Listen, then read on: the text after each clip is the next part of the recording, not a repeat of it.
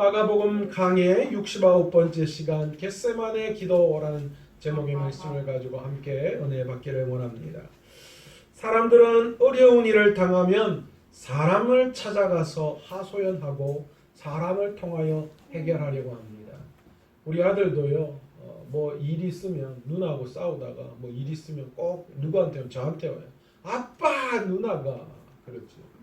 그런데 애들만 그런 거 아닌 것 같아요. 우리 삶도 마찬가지. 우리도 이 세상을 살아가면서 힘들고 어려운 일을 당하면 제일 먼저 떠오르는 게 하나님이어야 하는데, 말씀이어야 하는데, 이 상황을 해결해 줄 누군가가 나에게 없는가? 그것 때문에 사실 답답하지요. 왜 나는 이렇게 혼자 이 모든 걸 해결해야 하고, 왜 나는 나를 도와줄 그런 어떤 사람도 없는가? 그것 때문에 참 괴롭고 힘듭니다. 그런데 여러분, 오늘 본문을 가만히 보십시오. 예수님께서는 십자가의 순환을 앞두고 어떻게 하시고 계십니까? 기도하셨다라는 것을 우리는 볼 수 있습니다. 예수님께서 6월절 만찬을 마치시고 의도적으로 감람산으로 가셨어요. 그리고 그 감람산 서쪽에 있는 겟세마네라고 하는 동산에 가셨다라는 거예요. 뭐 하기 위해서요? 기도하기 위해서. 우리는 이를 통하여서 기도가 얼마나 중요한지를 우리에게 가르쳐주고 계심을 우리는 알 수 있습니다. 우리는 겟세마네 동산에서의 기도를 통하여서 우리가 과연 힘들고 어려운 상황 중에 우리가 무엇을 배워야 하는지 교훈을 얻기를 간절히 소원합니다.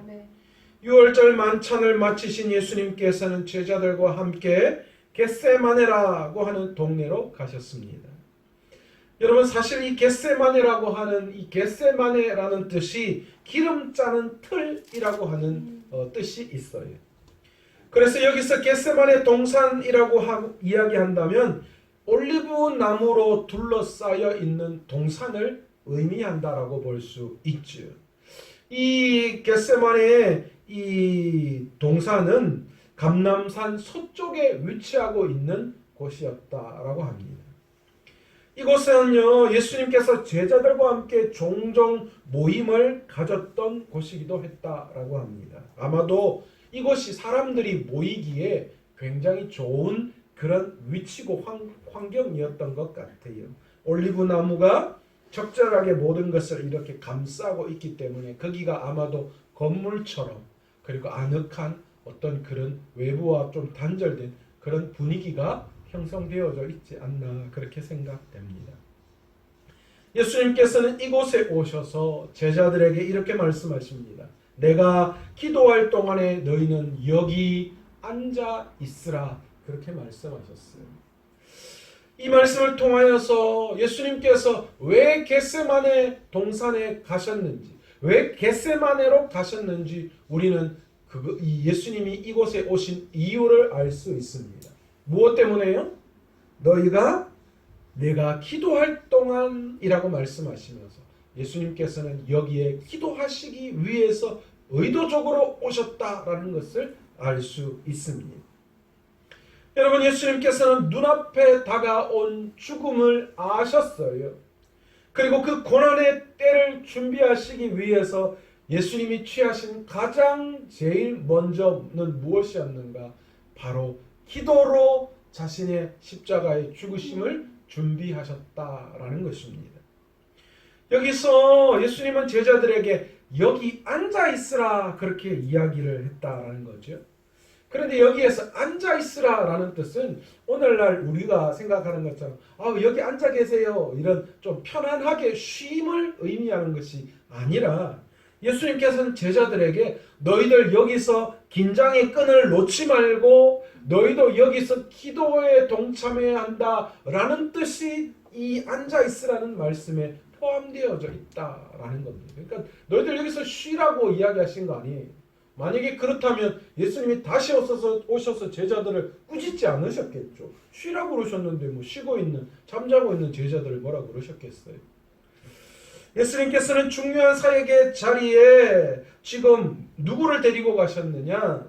늘 이 베드로와 야고보와 요한을 데리고 이 기적을 일으키실 때마다 사역지마다 늘 베드로와 야고보와 요한을 데리고 가셨잖아요.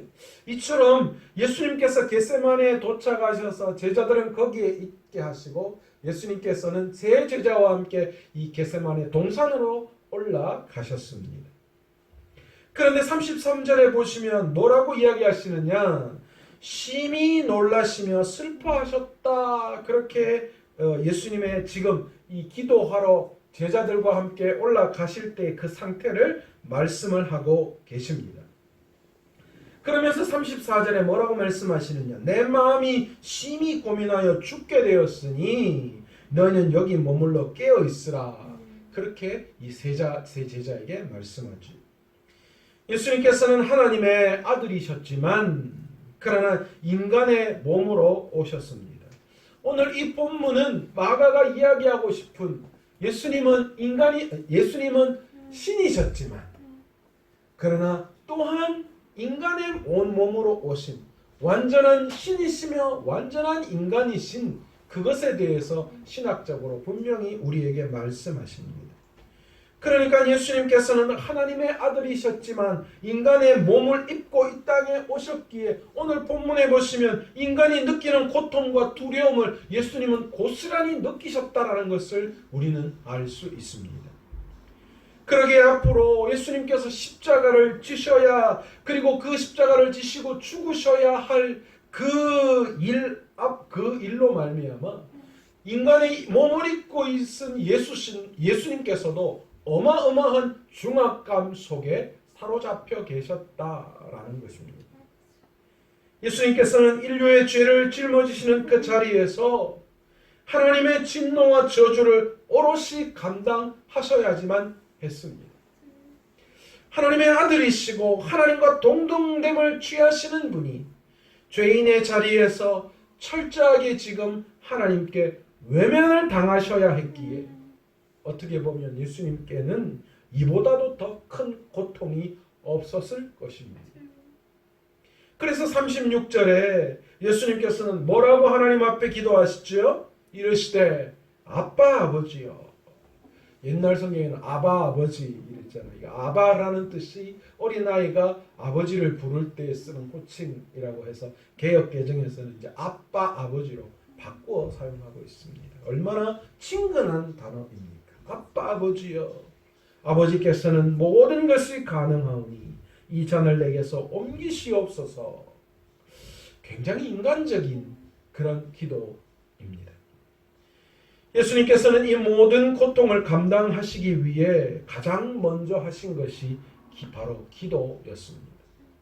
고통과 고난 가운데 우리는 먼저 우리의 솔직한 마음을 하나님 앞에 가지고 나와 기도할 수 있어야 합니다. 아멘. 예수님처럼 예수님도 자신이 감당할 수 없는 그 힘들고 어려운 고통을 위해서 하나님 앞에 나와서 먼저 자신의 마음을 하나님 앞에 내어놓습니다. 아버지, 이 잔이 너무 힘들고 어렵습니다.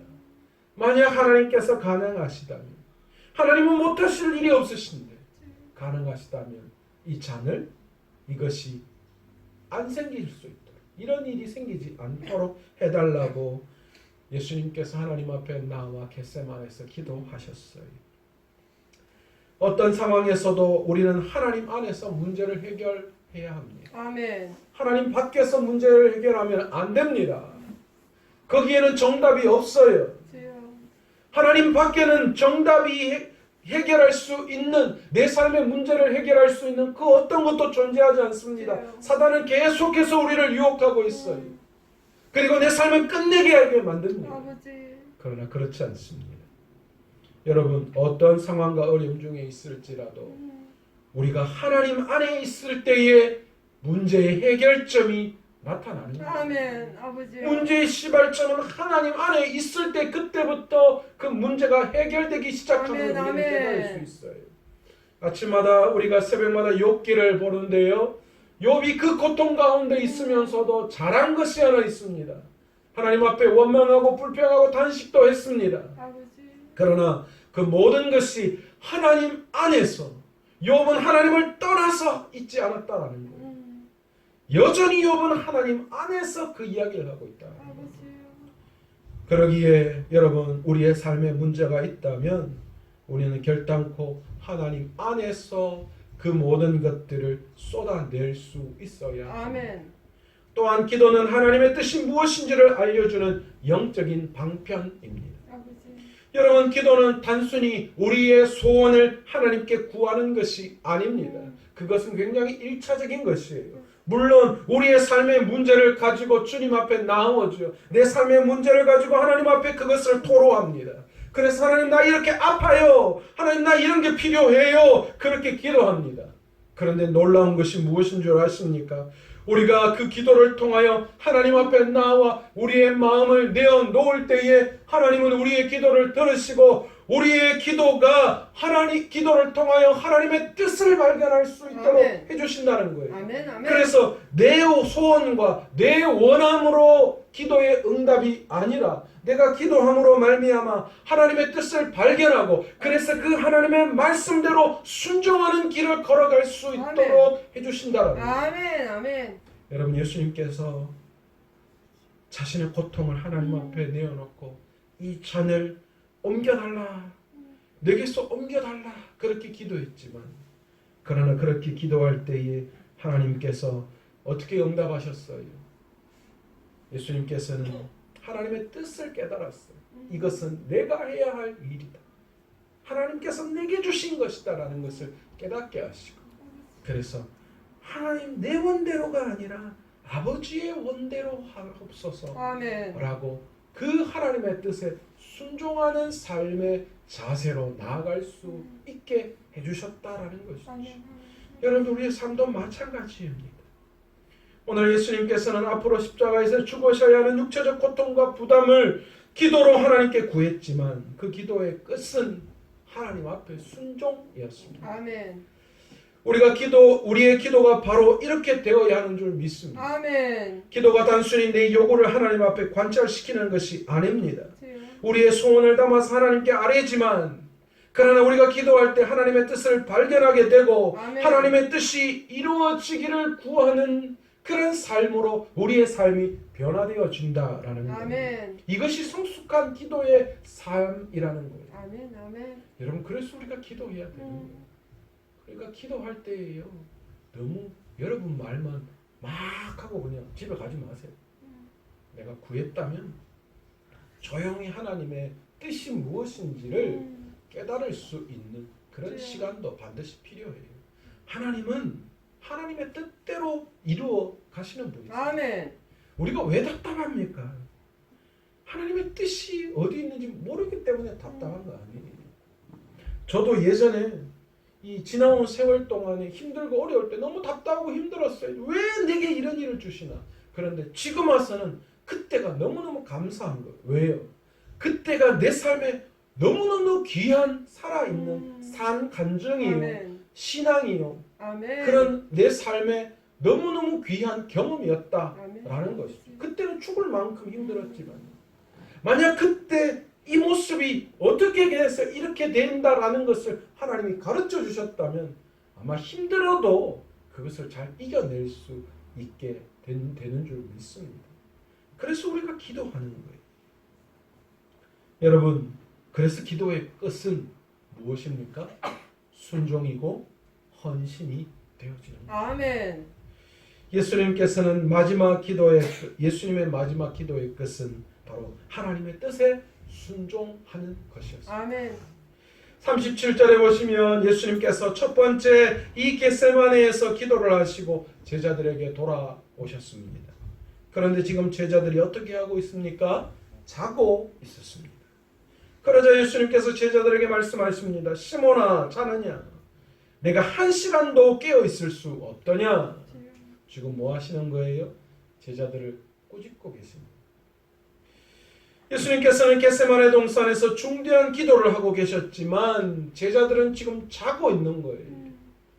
예수님께서는 제자들을 보시고 왜 제자들이 기도해야 되는지를 가르치고 계시는 거예요.